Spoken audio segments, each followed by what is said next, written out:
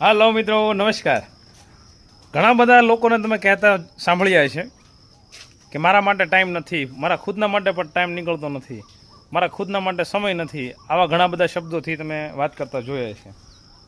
તો એ વાત ઉપર એક નાની એવી વાત કે મિત્રો, જે વ્યક્તિ એમ કહેતા હોય ને મારા માટે ટાઈમ નથી, એ વ્યક્તિઓ સમયસર જ્યારે તરસ લાગે ત્યારે પાણી તો પીવે છે, ભૂખ લાગે ત્યારે ખાય પણ છે, અને જીવન જરૂરી જે કાંઈ પણ વસ્તુઓ છે એ સમયસર કરી નાખે છે। એનો મતલબ એમ છે કે એની પાસે સમય નથી તો એ વસ્તુ કઈ રીતે કરી શકે।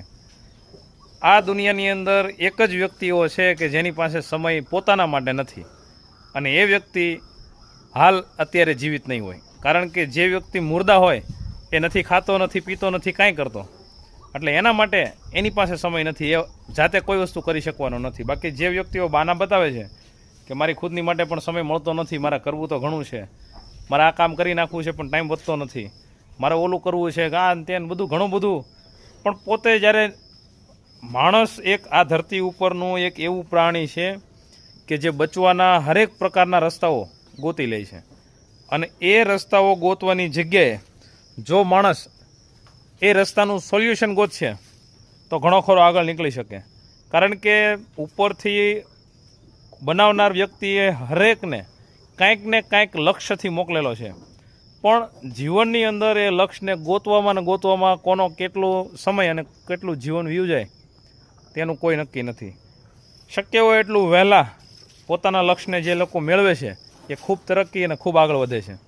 તો મિત્રો, જીવનની અંદર બહાના મેકો, જે કાંઈ પણ કાર્ય કરવાની ઈચ્છા હોય એક વખત શરૂ કરી દો, કારણ કે બાના બતાવવામાં તમારો સમય વેડફાય છે, સાથે સાથે તમારા મગજને એક સંકેત મળે છે કે આ વસ્તુ મારાથી નહીં થાય, મારી પાસે સમય નથી, હું કરી શકું તો ખરો પણ મારે આમ છે ઓલું છે।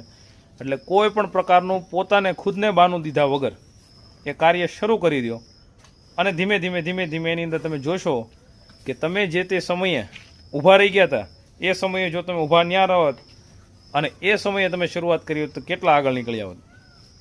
મિત્રો, કહેવાનો મારો ભાવાર્થ એક જ છે, આ જીવન અને એમાં પણ માનવ દેહ એકવાર મળે છે જીવનની અંદર, તો શક્ય હોય એટલું મહેનત કરો, શક્ય હોય એટલા સપનાઓને પૂરા કરો, કારણ કે આ જીવન બીજી વાર નથી મળવાનું। તો ખૂબ જીવો, ખૂબ આનંદથી જીવો, સૌ સાથે મળીને આગળ વધીએ। મિસ્ટર તબેલાવાળા, બાય બાય।